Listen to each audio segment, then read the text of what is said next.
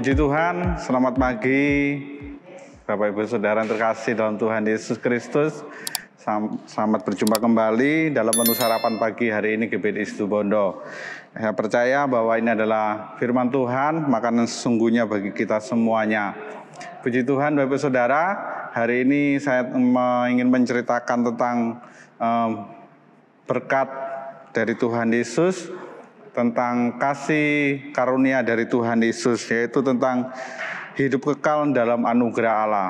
Puji Tuhan, saya hanya sekedar mengingatkan bahwa hidup kita sebagai orang Kristen adalah hidup karena kasih dan anugerah dari Tuhan Yesus, keselamatan yang Tuhan Yesus berikan kepada kita.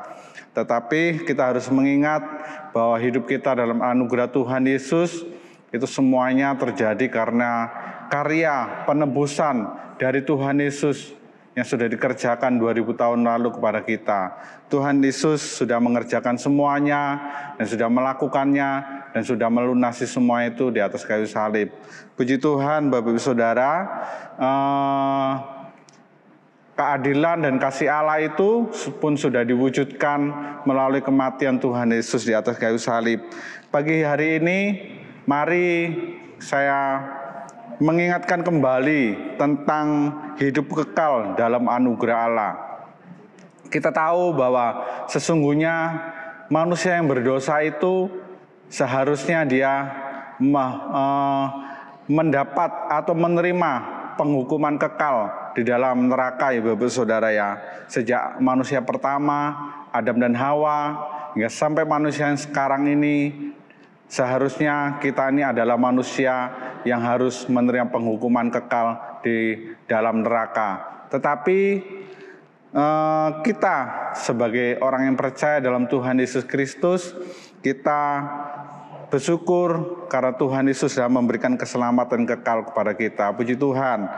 Saya hanya mengingatkan bahwa Allah kita adalah Allah yang adil dan Allah yang kasih, yang penuh kasih, kasihnya tidak berkesudahan kepada kita, Bapak Saudara ya.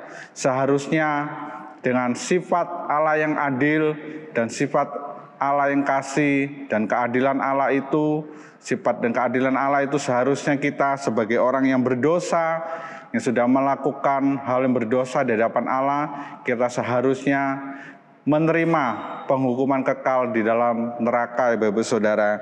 Tetapi salah satu hal yang harus kita lihat pada pagi hari ini bahwa Allah pun memiliki sifat kasih yang tidak menginginkan bahwa kita ini harus menerima penghukuman kekal di dalam neraka.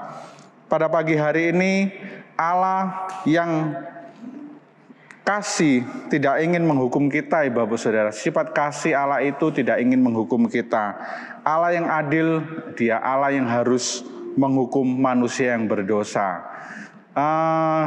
Belakangan ini begitu banyak manusia melakukan berbagai upaya, mengerjakan upaya supaya mereka merasa atau meyakini apa yang mereka perbuat itu membuat mereka akan menerima kerajaan sorga, ya Bapak Saudara ya, dengan berbagai cara, baik itu melalui perbuatan amal mereka, perbuatan kasih mereka, perbuatan baik mereka kepada orang lain, dan sifat-sifat yang baik yang mereka kerjakan dengan maksud supaya mereka menerima hidup yang kekal di surga nanti. Tetapi kita tahu bahwa kita adalah manusia yang tidak sempurna.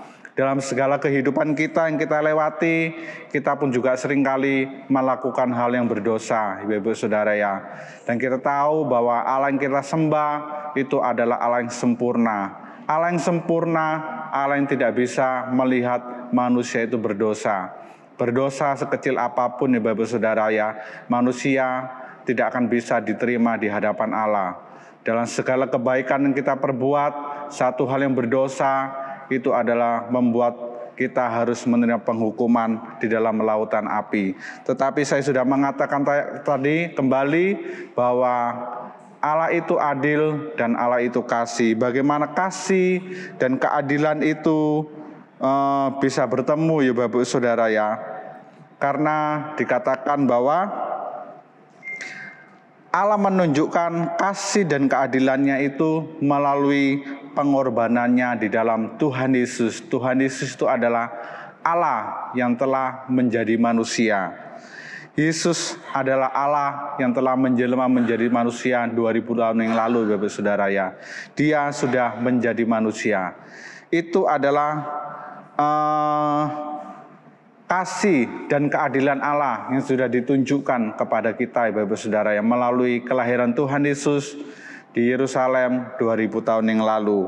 Puji Tuhan, Yesus datang ke dunia tanpa dosa, Bapak Saudara ya. Tetapi ada sebuah ayat mengatakan bahwa dia telah dibuat berdosa karena pelanggaran dan dosa-dosa kita. Dan saya katakan tadi bahwa keadilan Allah itu ditunjukkan melalui bagaimana penghukuman dosa yang harusnya ditanggung kepada kita, manusia yang berdosa itu diberikan, dihukumkan, dilimpahkan, ditimpakan kepada Tuhan Yesus Kristus ya Bapak Saudara.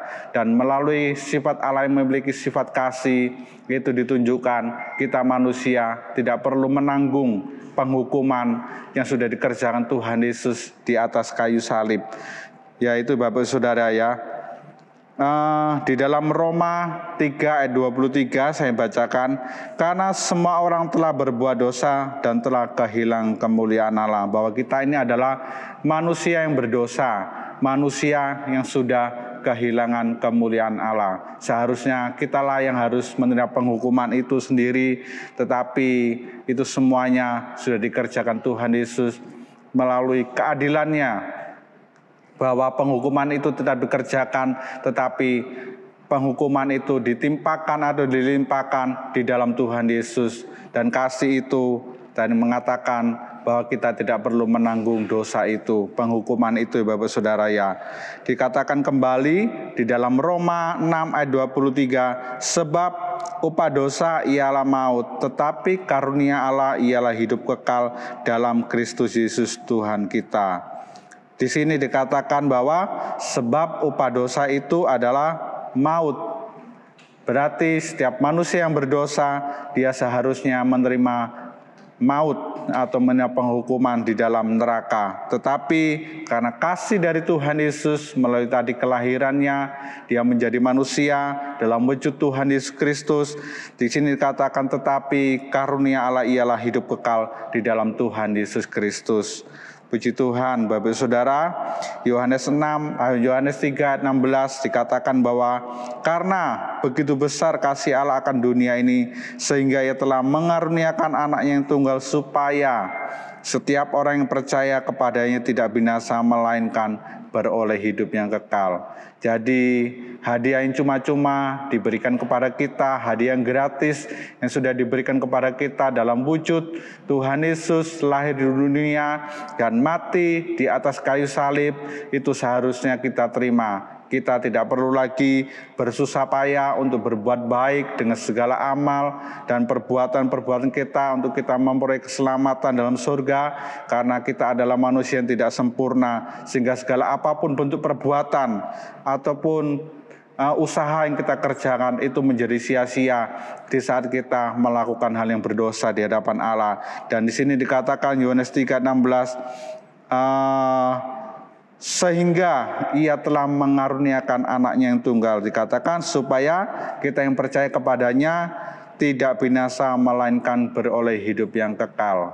Puji Tuhan, saya mengajak kita semuanya untuk kita melihat iman kita kembali ya Bapak Saudara ya. Marilah kita memiliki iman yang percaya kepada Tuhan Yesus Kristus ya Bapak Saudara ya, supaya di dalam iman yang percaya dalam karya penebusan Tuhan Yesus yang sudah dikerjakan di atas kayu salib, itu membuat kita untuk kita beroleh hidup yang kekal di dalam Tuhan Yesus Kristus. Efesus 2 ayat yang 8, sebab karena kasih karunia kamu diselamatkan oleh iman, itu bukan hasil usahamu tetapi pemberian Allah. Ini menggarisbawahi semuanya bahwa Sebab karena kasih karunia kamu diselamatkan oleh iman, dan semua itu bukan hasil usaha kita atau perbuatan kita, Ibu Saudara ya. Puji Tuhan. Mari pagi hari ini kita meresponi kembali bahwa segala sesuatu hal, keselamatan yang kita peroleh dalam Tuhan Yesus itu semuanya karena kasih karunia dari Tuhan Yesus Kristus. Puji Tuhan. Selamat pagi Bapak Saudara. Tuhan Yesus memberkati kita semuanya pada pagi hari ini. Selamat beraktivitas. Tuhan Yesus memberkati.